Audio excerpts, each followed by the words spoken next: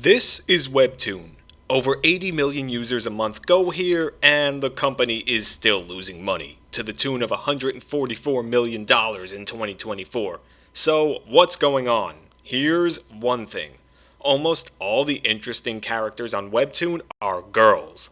I've only seen 2 stories that have male main characters worth investing in, and one of them was cancelled.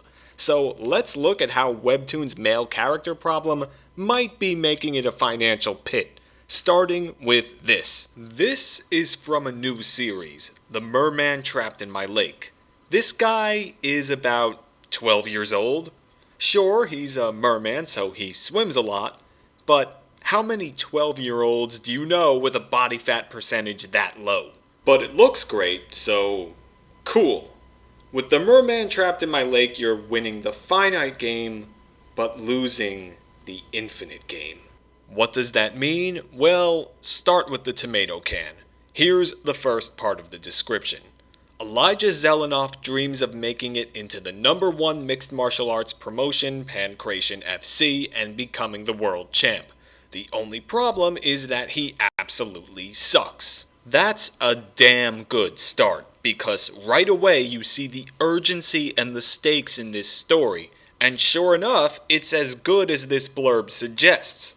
You see, Elijah hasn't actually been knocked out or submitted. His losses have all come by decision. And when you see him, you can tell he's a good fighter. He doesn't absolutely suck. He's just had terrible coaching and doesn't have his head in the right place because of personal demons. They come from having a dad who was a famous pro wrestler, which means long periods of family separation and other things. We're our own worst enemies most of the time, and that's Elijah's problem, which means you get invested in him. Unfortunately, we only just started to see him get out of his own way because the tomato can was then cancelled. From Webtoon's perspective, the move made sense. It only had 54,000 subscribers and 1.9 million total views. So cancelling it was winning the finite game, the game you play to win, according to the religion scholar James P. Carse. But what about the infinite game, the game you play to keep playing?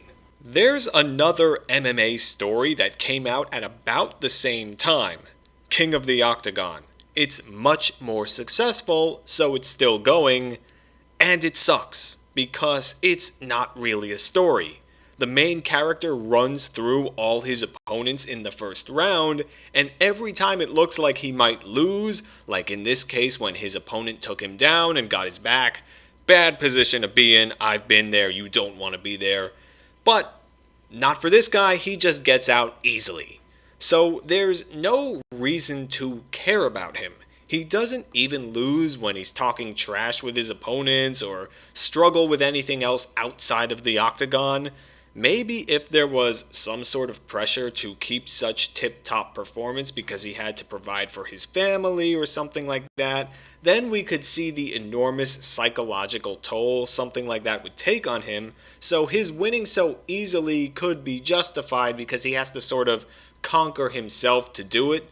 But that's not what happens. Instead, he just watches YouTube videos and learns a new fighting style just like that, and it made me laugh. That did make me laugh, but it's not the way you want a story to make your audience laugh.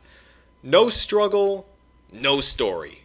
That's just stuff that happens, and that's King of the Octagon. But with about 9 million views and 160,000 subscribers, it's been successful enough. There are 20 new episodes you can spend coins on right now. Will I be spending the money to read ahead though? And that's the problem, isn't it? Webtoon is really good at publishing stories that get clicks and subscribers while canceling the ones that don't, the finite game. But because it's found that formula, that algorithm, it's not so good at creating stories that break the mold, which means it's not good at creating stories with the type of depth that compels you to spend money because you need to see what happens next right now. Waiting for next week is fine in almost all cases, and people do. But sometimes the problem with male characters isn't as obvious as a 12-year-old with less than 10% body fat or a fighter that barely ever gets hit. Take the Key Sisters. I got the recommendation from one of you watching, you know who you are. Thank you for it. It's a lot better than King of the Octagon because look at this artwork, it's just absolutely gorgeous, one of the best on the platform. And the title characters, the sisters, are really funny. The chapters about their home life are downright hilarious. Julius Caesar. But I started to get afraid for this webtoon right away because the main plot has to do with Jenny's romance, and anytime there's romance involved at the center of a webtoon plot, my response is to rush to find a foxhole. To quote the immortal Diamond Dallas Page, why? I'll tell you why. If King of the Octagon is a pure appeal to male fantasy, where the main character is effortlessly cool and badass, the romance type stories that appeal to women tend to strip the male characters of whatever could make them interesting or worth getting into because their essence is the female lead. It's not anything within themselves. Case in point, this is Junyui, Jenny's primary love interest. He just exists.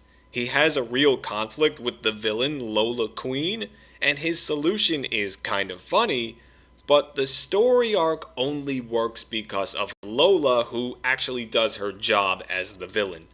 Junyui, on the other hand, has no personality. He's just there to be the object of Jenny's fantasy. Then there's Seho, and he's even worse. Seho is that guy. He wants to get with Jenny to the point that he tells his friend's stalker, aka Lola, where he is. The good thing is that he doesn't get rewarded for this bad behavior, unlike someone else we know. He's the guy whose schemes backfire and humiliate him like Wile E. Coyote, and that's fine, but that role could have easily gone to Jairam, Jenny's sister who conspires with Seho because she can't stand Junyui's brothers. So that would have opened a more interesting storyline because it would put the sisters in conflict, but with Seho it's just, you know. His only lair as a character is how much he wants Jenny but can't have her.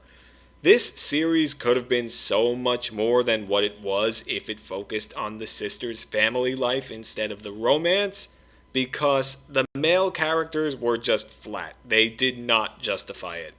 If you're gonna focus on romance, you better damn well make sure all sides are interesting and give me a reason to want to see the two get together. The Key Sisters didn't do that. The Key Sisters is ending, but am I gonna pay to read ahead in those last chapters or keep this story unlocked?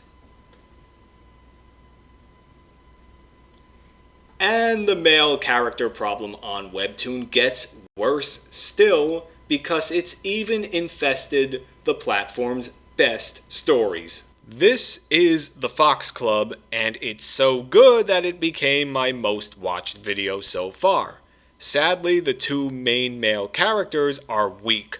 One is a plot device, a good one, but still a plot device for the female lead, and the other is too perfect to be a real person.